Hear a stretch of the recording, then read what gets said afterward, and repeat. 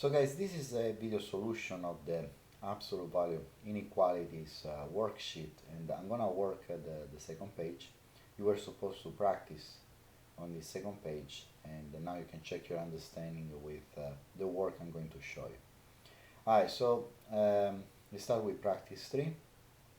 I have the absolute value of 5x plus 2 is less than or equal to 17. What this means is that the distance of the number 5x plus 2 from 0 on a number line is less than or equal to 17. And what this means is that if I'm on a number line, if the distance is less than or equal to 17, it means that this number 5x plus 2, whatever it is going to be between negative 17 and positive 17. So therefore, we need to set up two inequalities from here.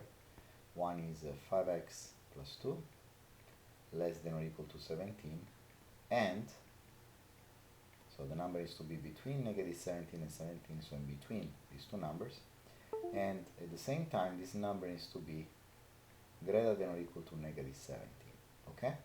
So it's very important you know to set up these two inequalities.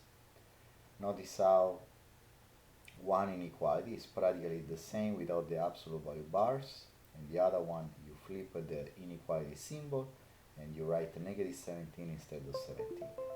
So then you solve for x, and to do that you subtract 2 from both sides, and we end up with 5x less than or equal to negative positive 15. We divide by 5. So x is less than or equal to 3. And on this side, you subtract 2 from both sides, and we have a 5x greater than or equal to negative 19, and you divide by 5. So what we got is that x is less than or equal to 3, and x is greater than or equal to negative 19 over 5. Now negative 19 over 5 is close to negative 4 because negative 20 over 5 is negative 4, so we're going to put a close dot because there is an equal sign, and then at 3 we're going to put a close dot, and any number in between will work. Okay? Because we need to be less than 3 and greater than negative 19 over 5. In fact, we can verify that 0 works, for example. If you plug in 0, 5 times 0 is 0. 0 plus 2 is 2. The absolute value of 2 is 2, which is less than 17, so it's a solution.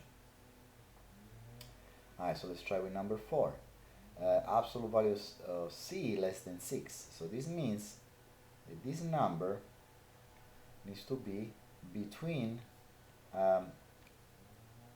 so if you wanted the distance of a number from 0 is less than 6, then this number must be in between negative 6 and 6. Okay? We're going to put an open dot at negative 6 and open dot at 6, and anything in between will work, right? Alright, so the way you write your solutions is by saying c needs to be less than 6 and c greater than negative 6. If you want, you can also write c in between negative 6 and 6 this way. Okay, problem number 5 is a little bit tricky because what we are saying here is that the distance of a number from 0 must be less than or equal to negative 6. This left hand side is always positive, no matter which value of m you're going to plug in. The right hand side is always negative. I'm saying that a positive number is less than or equal to a negative number. Is this a true statement or false? Well, this is always false. A positive number cannot be less than a negative number, so this is always false.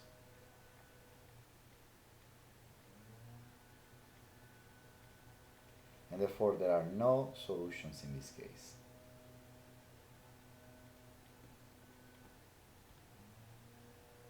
Alright, number 6.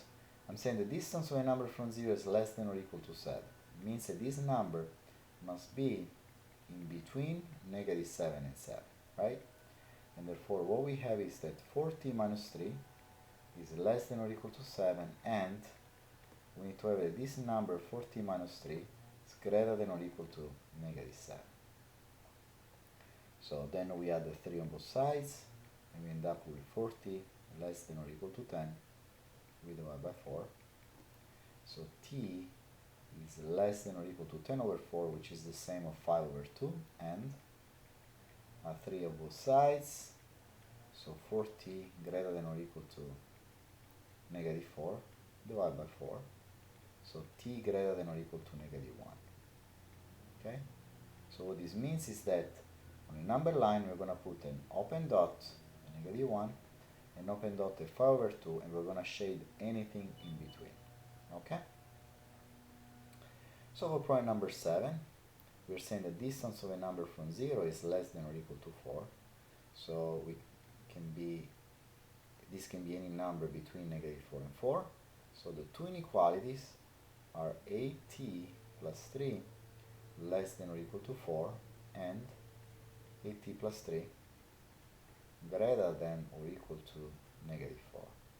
Then we subtract 3 on both sides, we get at less than or equal to 1, and we divide by 8, so t must be less than or equal to 1 over 8, and we subtract 3, so 8t greater than or equal to negative 7, and we divide by 8, so t greater than or equal to negative 7 over 8.